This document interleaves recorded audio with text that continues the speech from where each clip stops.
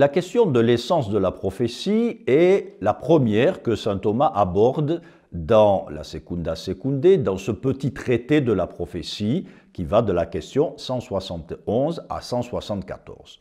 Donc dans la question 171, saint Thomas s'applique à définir la prophétie. Quelle est sa définition, son essence, sa nature? Il n'insiste pas sur la question de la nécessité de la prophétie. D'ordinaire, quand saint Thomas aborde un thème, il commence toujours par poser l'existence de ce dont il parle, et pour justifier l'existence d'une réalité, il faut en montrer la nécessité. Ici, saint Thomas va d'emblée à la question de la nature de la prophétie.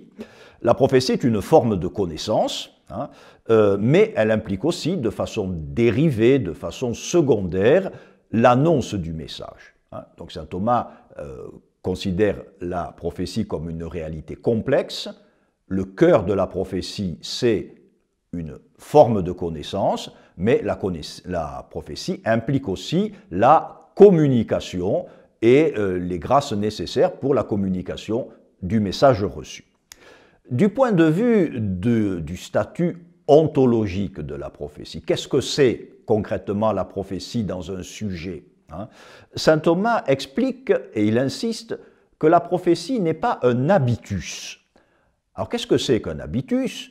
Un habitus, c'est un principe stable de connaissance, s'il s'agit d'habitus dans l'ordre de la connaissance. Et c'est un principe de connaissance qui est à la disposition du sujet. C'est-à-dire le sujet peut s'en servir, ne pas s'en servir, il a le choix. Prenons un exemple. La connaissance du latin est un habitus scientifique, dit saint Thomas. Je n'ai pas à réapprendre chaque fois que je veux parler latin ou lire latin.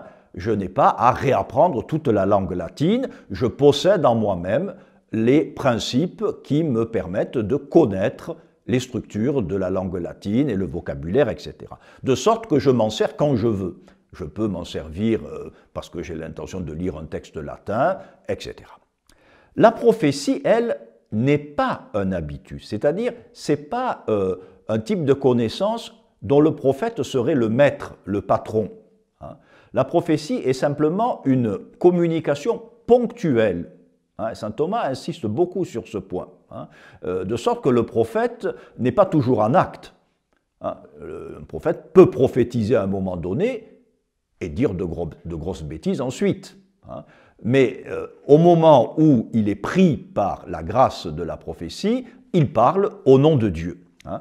Alors, la prophétie est ponctuelle parce que le prophète n'est pas capable d'expliquer le pourquoi de ce qu'il dit. Il sait que la vérité qu'il communique vient de Dieu, mais il n'a pas la vision même de l'essence divine, il n'est pas capable de rattacher cette vérité aux principes qui fondent cette vérité. C'est comme si je recevais, devant écrire quelque chose en latin, un maître me disait « il faut mettre telle terminaison à ce mot ».